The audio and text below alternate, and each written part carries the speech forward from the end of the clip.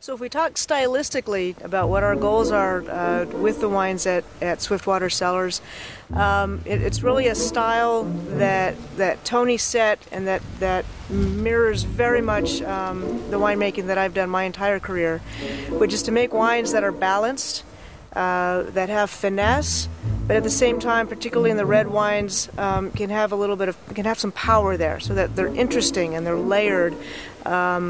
But again, we always come back to balance. The tannins don't stick out, the acid doesn't stick out, the oak doesn't stick out. Everything's in complete harmony with each other. Achieving that all really starts in the vineyard.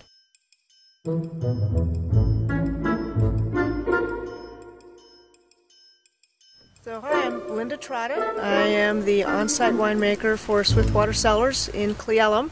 We're not in Cle Elum today. We're in the Horse Heaven Hills in a vineyard called Zephyr Ridge, which is a vineyard owned by Don and Lori Watts. So the block that we're standing in right now is Cabernet Sauvignon, and we will harvest this entire block here, which is roughly 7 acres, for Swiftater Cellars. Tony Reinders, who's our consulting winemaker and who's been with the Swiftater project from its inception, really did a lot of the groundwork and put the plan together for the fruit that we would source. And we source fruit from all over the Columbia Valley, including places like Red Mountain and Walla Walla. And this particular block caught Tony's attention primarily because of its exposure and the row orientation. So if you can see behind me, you can see that we are overlooking the Columbia River, and so we're facing pretty nearly due south with some western exposure, which is an ideal exposure for wine grapes, particularly Cabernet Sauvignon. There are multiple varieties planted over these 300 acres, and the decisions that go into what varieties to plant where and how much and with what aspect is a really complex one, and there's a lot of factors that go into that, including not only sun exposure but drainage of the soil, makeup of the soil, and ultimately when you're looking at what variety to plant, it's what does the consumer want, what is there a market for.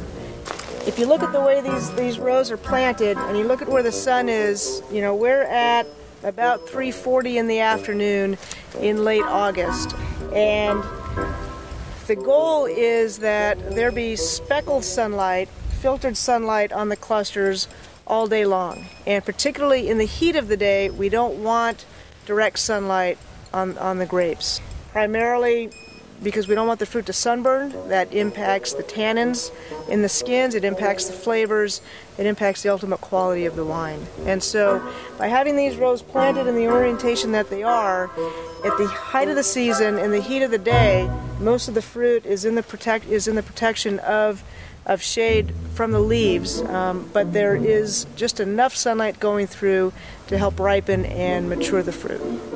Each ultimate berry starts out as a little cluster of flowers, and so we monitor the bloom and make sure that the vine is in good balance at that point. The next key event is what's happening now, which is called veraison, and veraison is most notable for the fact that it's when the grapes turn from green to purple. And then we're talking about red fruit here. So this Cabernet Sauvignon is well into what we call veraison. So what happens at veraison is up until that point, the vine is all about growing. It's all about making leaves to make photosynthesis to ripen the fruit. Once we hit this physiological stage of veraison, the vine shifts gear, and it no longer sends its energy to growing leaves. It's now sending all of its energy to ripen the fruit. And from a grapevine standpoint, its entire goal in life is to get the fruit as good looking and as good tasting as possible for birds to feast on it and spread the seeds and repropagate, which is exactly the opposite of what we want as winemakers and wine growers. We want the vine to hold on to that fruit. We don't want the birds to get it, and we want it to taste a certain way. And so there's some manipulations that we can do with irrigation and with the canopy to coax out those flavors and characters that we want. So as Tony and I have gone around and selected vineyard sites, we're looking for vineyard sites that will work well with each other, that will complement each other, but also that are different enough that they add layers of interest to the wine. You know, here, the fruit here that grows on Zephyr Ridge has a nice richness to it. The tannins are a little bit more structured than some of our other sites, and there's a nice bright fruit quality to it. And the fruit, say, that we get from Red Mountain vineyards are very, very structured and very dark and very rich. And when you layer those together with a couple of the other sites we have, they start to build upon each other, and rather than just being a singular experience when you drink the wine, it just keeps building on each other, and your first sip is very different from your last sip.